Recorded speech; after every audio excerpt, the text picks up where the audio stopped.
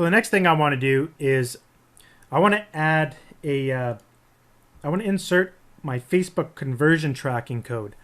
A lot of people don't actually use it because the Facebook tracking code is not that reliable, but I always use it because it comes in handy when you have to try to dial in an ad to sort of get some of your money back. If you have a losing campaign, you can sometimes look inside the Google reporting tools, and because if you set the tracking pixel from the beginning of your campaign before you do any advertising to it, you'll be able to see how many sales are coming through in Facebook reporting. Now, it's not perfect. It's not going to show you all your sales, but if you could see, like, say, like 50 or 60% of your sales, where are they coming from? Like, I'll go to my ad and I'll dial in and see what age groups are coming from, and then I'll go to my ad and I'll narrow it down to those age groups, and I'll try to get a few more sales to recoup on some of my ad spend. And I do that sometimes to recover from failing campaigns.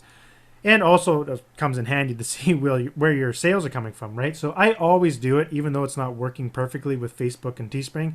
But I notice it's getting better and better, so definitely do it. Now, one thing I do want to mention here, you'll notice this new feature here, do not show this campaign on Google and other search engines. This comes in handy if you just want to do marketing on Facebook and you don't want people to steal your campaigns and steal your idea. I do it sometimes and sometimes I don't. Like this campaign up here, I didn't bother, but I don't know. You can do it if you want. As soon as you click it, it just does it automatically. So let's go into advanced settings here. And in here, this is where you can set your conversion pixels here. But you also have the option here to drop your goal. Remember, I mentioned that earlier. Let's say you had your goal at like 500 and you're really ambitious and you're thinking you're going to sell 100, but then you're like, you notice that you're, or sorry, 500, you notice you only sell like, I don't know, like 30, and you're like, oh man, maybe I should lower it down. Well, you can come in here and you can lower it down to whatever you want. And it usually takes about a day or so for them to come in here and lower it down for you. You can't lower it down less than 10.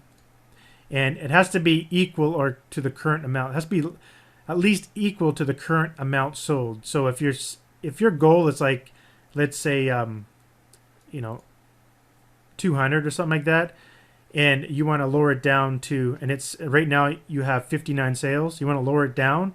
You can only lower it down to obviously 59 or lower than that. So.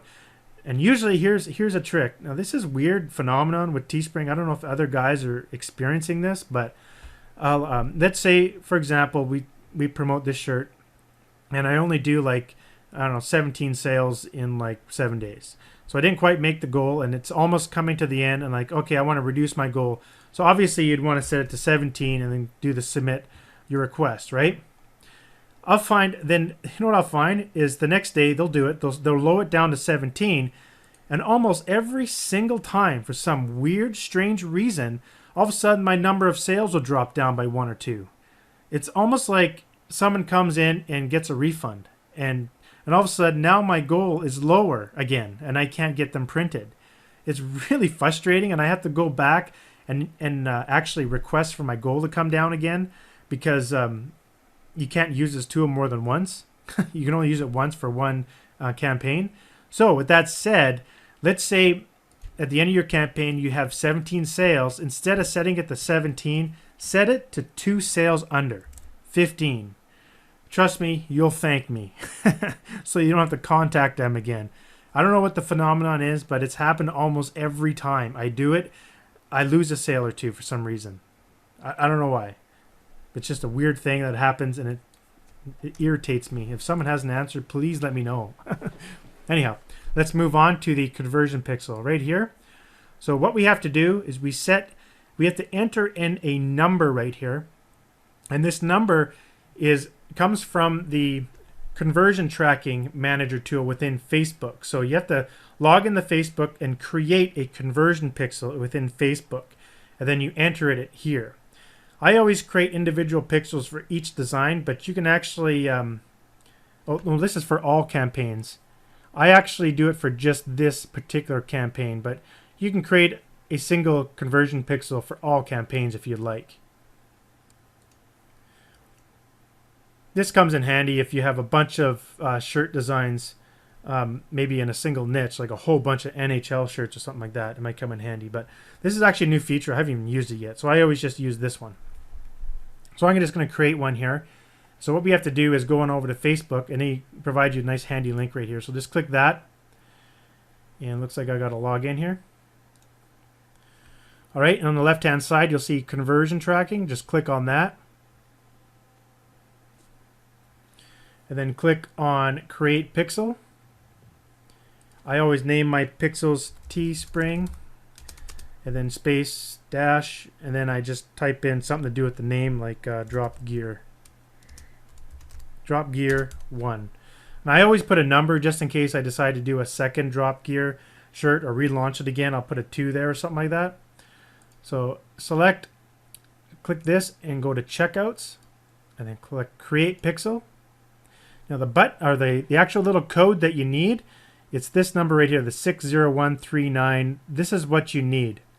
So you need to click in here, and you'll see it selects everything. So right click and copy.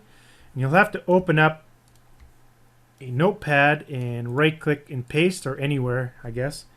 And then you want to select that code there and right click and copy. Head back on over to Teespring, right click and paste, and enter it in there. Now I've actually created a handy little tool in T-Inspector that will do this for you, because it's a pain in the butt when you're doing like tons and tons of campaigns. So check this out. All you have to do is in T-Inspector, so first go here, get your code, right click and copy, and in T-Inspector click on FP Pixel, right click and paste, and then the code's right here. So just copy that with a little copy button. Makes it faster than putting it into another file or somewhere else. Anyhow, then just paste it in there, click update, and we have set the conversion pixel for this tracking. Then of course we'll use that conversion pixel within our ads when we go to list that shirt as a Facebook campaign within the Facebook Ads Manager.